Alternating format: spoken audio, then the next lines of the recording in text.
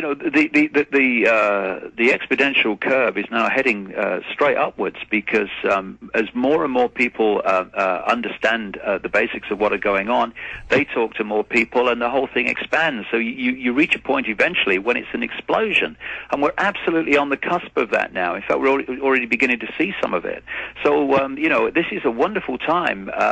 This is not a time to get depressed and run away and try to find some land to hide in away from everybody. This is a time to run straight at this because these people, I absolutely have no doubt whatsoever, are starting to panic about what's happening in terms of public awareness of their game.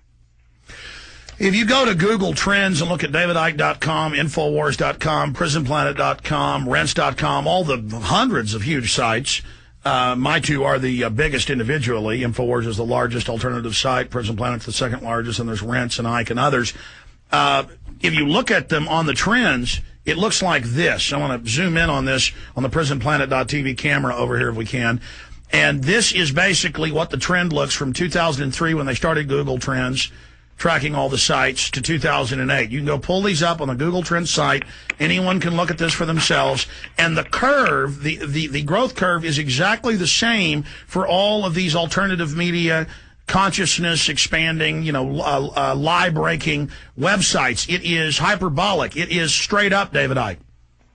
Yeah, so, anyone that's sitting out there and is sort of frightened about doing anything or getting involved or the rest of it, there are millions and millions and millions and millions of people gathering now all over the world. We just need to get together and deal with this because we're in a position now where we're heading to a time when we can. I look back a few years and my goodness me, you thought, well, is anything going to change? But crikey, this is dreamland compared with where we were a few years ago. Well, just God bless you, David. And again, I've said this the last two times you've been on, but people still try to make hay out of it, and you intelligently ignore it. They probably interviewed me for 3 hours off and on about you when a British crew was here for Channel 4, and the one little smart-ass thing I said ended up being in the film about you being a turd in the punch bowl because people weren't ready to accept some of the things you were saying, and then I would have trouble with the basics. And I've apologized for that, but I'm going to do it again because you've been so big about it and forgiving me, and also because I know that information is used out there still by people to try to drive a wedge. So I'll say it again. Yeah. I apologize. No, no problem, Alex. We all have different opinions at different times, and they're not always correct, and they're not always... We all grow. Yeah, of course we do. And what we need to do is drop the anything that divides us, any fault lines, any of this nonsense, because together we're going to sort this. Divided, we're not. Well, I think all of us that are awakening are right. It's just we've got different perspectives. Exactly. And then I just had a chance to move and see things from different angles. Let's go ahead and, what's different from what you're saying about an evil overarching force behind it all with what Christians are saying? Really, again, it's all perspective. Let's go ahead and go back to the full transmission. It's over. Everybody knows the good guys lost. Everybody knows the fight was fixed. The poor stay poor. The rich. Final segment with David Icke. Only have time to take a few final calls with him because I have some special information I'm going to be covering. Everybody knows. Let's go ahead and jam in. Who is up next here, John? I got confused with the calls. Mark in PA? Oh, John in Canada. John in Canada, you're on the air with David Icke. How's it going there, Alex? Good, sir. Awesome. I just want to thank you guys very much for giving us an alternate source of international news right now, and enjoy your show greatly. Alex, did you know that this last Christmas here in Canada was the first white one that we've had across the country since 1974? Yes, global cooling is happening because the sun has the first time in 300 years of recording it, no sunspots, which are the huge flares. And so the Earth is rapidly cooling. This is another area, Alex and John, where Obama comes into play. It's another one of his solutions in the agenda behind him. You people will have noticed that his, if you like, environmental, energy, science advisor network of people are all, if you like, worshippers of Al Gore's version of global warming. And you're going to see Barak Obama pushing forward policies, ludicrous policies, to deal with a problem that's not actually caused by what they claim it is. Yeah, and well, we just missed the big carbon tax thing here with the last election. It was one of the main platforms for the Liberal Party. And I've talked to some people about the Liberal Party and how they're involved with, it's not just the Liberal Party now either, it's also the Conservatives who are involved with the Power Corporation of Canada, who in turn is also linked with the genocide in Sudan.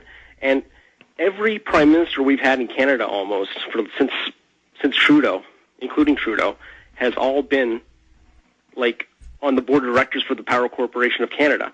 And Paul Volcker actually was on the International Advisory Committee as well. And you tell people this and they go, oh, that's just business.